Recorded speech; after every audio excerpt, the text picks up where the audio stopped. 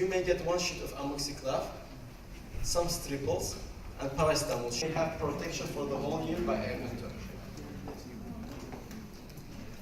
It's a polyvalent virus.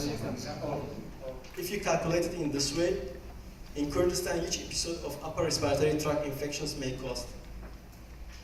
And you will not get nosocomial infection from the E. coli. ئەوەی ئەمڕۆ ئێمە لێرەدا کۆکردوتەوە ئەوەیە کە بەهۆی زیادبوونی ئەو ڕێژە زۆرەی نەخۆشە گواستراوەکان بەگشتی و لە نێوانیاندا ئەو نەخۆشیانەی کە بە هەواوە گوازرێنەوە ئەوە بۆ ئێمە بڕیارماندا ڕێگە چارەیەک بدۆزینەوە ئەگەر کەمێکیش بێتن تۆزێک لەو ڕادە زۆرەی نەخۆشیەکان کەم بکەینەوە ئەوەی کە بە هەواوە گوازرێتەوە. The size of the chlorine dioxide made it able. The immunocompetent ones are those like medical doctors that they, which is very minimal, which is out of. کاری ئێمە ئەوەیە فۆڵۆپی ئەوە بکەین کە نەخۆش یاخود هەر کەسێک کە بیەوێت ئەم شتە بەدەستی کرد ئێمە بەرپرسین لە سەیدەلەکان بۆیان مەوجود بکەین و دواتر ڕێگەی بەکارهێنانیان بۆ ڕوونکەینەوە ئێمە سەیدەلەکان ئاگادارەکەین کە چۆن بەکارێت و بەشی چەندێکەکە و لە چی ئەیان پارێزێ گرنتی ئیشکردنی چییە؟ FDA proof WHO کەمەوە ڕێکخراوێکی جیهانی ئەمانە هەمویان ئەفڕووی کردو لەگەڵ سێ ئۆرگانایزیشنی تر کە جیهانین ئەپرۆفیان کرد ینی لە سانەوە پۆین نۆی ئەو بەکتریا و مایکرۆبانە ئەکوژێت کە لە دەوروپشتمان لە ڕێگەی هەواوە.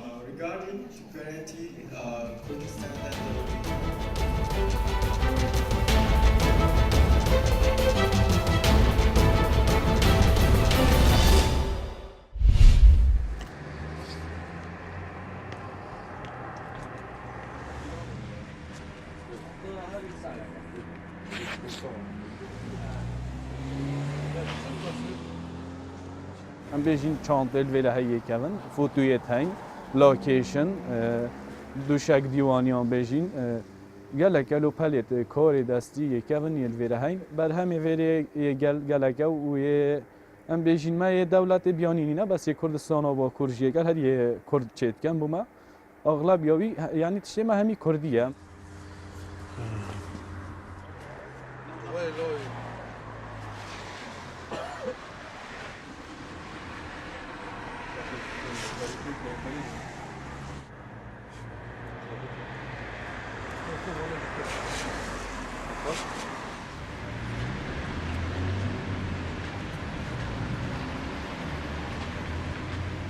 دی بازاری ده هست آرامیت که چون کلتوری می کردی پیشان دادن دشتکی گله که جانه بازاره که نه گرانه جی همی کاری دستی کردواریه جوانیای اوه ام بینین گله جرانتین سردان کن شباب دست بگیرن دشتکی ام بینین خلکی که غیر نتوی کرد عرب خلکی که اروپی تیتن باب دست بگیرن کلتوری ما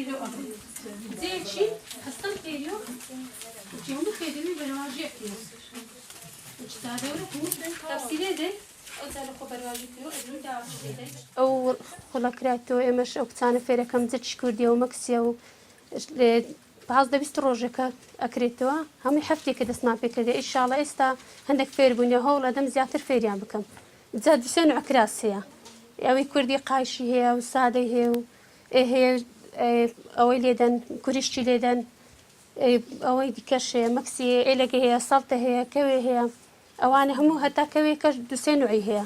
كل يوم نشارك كذا يفرتن هي. فرتك تبري راس أكيد. لو هفتيك ما بجداري دكين براستي زورش تفيربون كتا استفيدنا بون بمش ك زحمة بتسين الشهر يعني ك بتسين بأخلك شوا برام ك أخلك رايوا بخو بخشيشة بدست خوش ليك إنه وزورش تفيربون يعني لو ما وياه هفتيه.